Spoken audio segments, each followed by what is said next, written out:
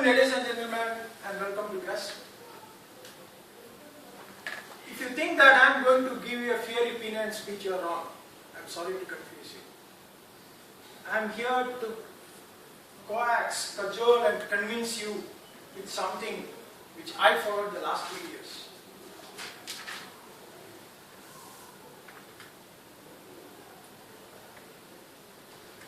How many of you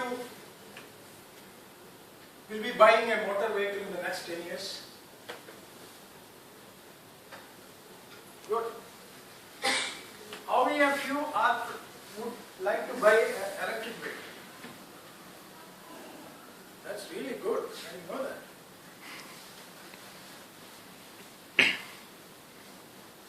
Life is unimaginable without motor vehicles. At this very moment, there are millions of vehicles transporting people from one place to another, or transferring goods from one place to another.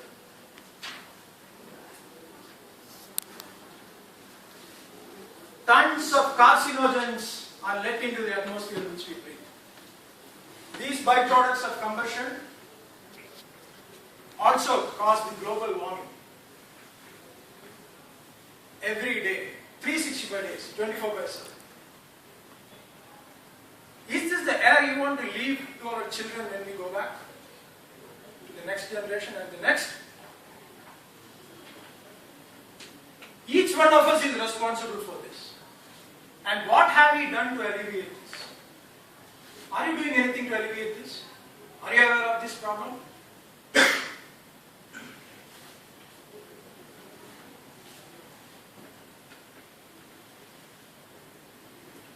When you are driving through or filling your two-wheeler or the four-wheeler, you would be seeing the swanky SUVs, the BMWs and the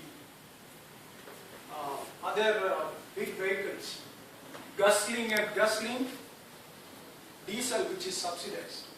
Are you aware of this? This is the diesel, this is the subsidized fuel which is meant for transporting food grains, or the tractors and lorries which is meant for farmers. Are you aware of this? And the more of this fuel we consume, our import bill keeps on increasing. 85% of our oil is imported. Are you aware of this? 85% of our fuel is imported. The more we import, our currency gets devalued, inflation, price rise. Are you aware of this?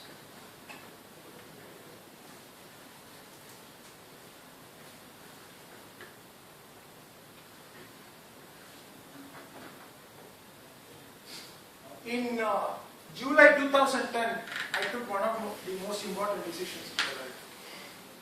I bought an electric car.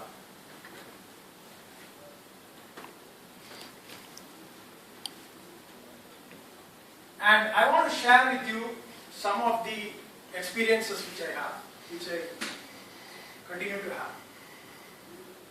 Why you should be buying an electric vehicle? First of all, the cost involved in maintaining a vehicle. The cost to maintain an electric vehicle is almost negligible. Are you aware of that? It's 50 paise to a kilometer which I have been spending. And I have been using it for the last 3 years. I have already saved about 2 lakh rupees, driving 20,000 kilometers. If I were to drive a petrol car, I would be spending 8 to 9 rupees per kilometers. So that is the running cost. And there is very negligible heat loss.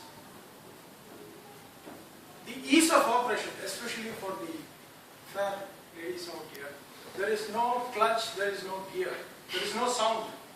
And you get everything what you get in a bigger car. You will have an AC, you will have a sound system, you can enjoy your music in the traffic cops. You beat the traffic more importantly. In fact, when I come to park my car, the people whom I compete is with the people who come with their bicycles. Okay?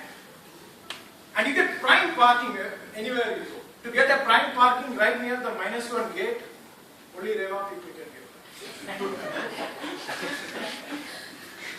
And more than anything else, it does not pollute. And you still get the Mother Nature's good, clean air. And what is it that, which will stop you from buying a vehicle? I should also let you know about that. When you have long journeys, the battery power may not be good enough to take you to go up to Chennai and back. But in the United States, the Tesla car, which has been introduced the last 2 years, how many have heard of Tesla cars? It has a running time, a mileage of up to 500 kilometers. You can very well go to Chennai and come back.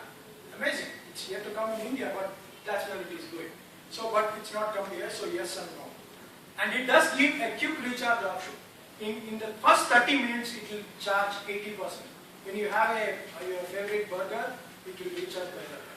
It will recharge you as well as your car. Yes, it does. Electric car does generate some solid waste, especially the lead batteries. There is some amount of solid waste, which is much easier to get, to dump rather than the gaseous waste, the other vehicles.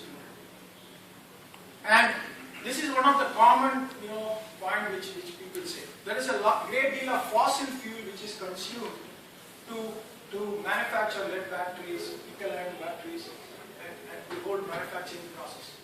Like I said in my P7 speech, the world is moving towards renewable sources of energy.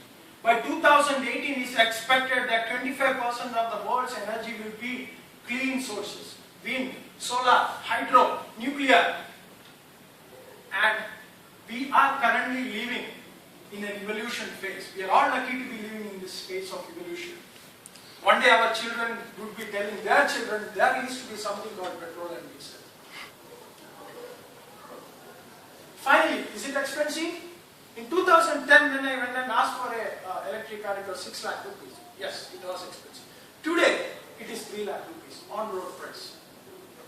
More and more people like you are going to buy. It is going to approach the inflection point, and it is going to be cheaper and cheaper. So I made a choice. It's now for you to make a choice. Green is clean. I want to throw this to the waste basket. Over to you, Krishnan.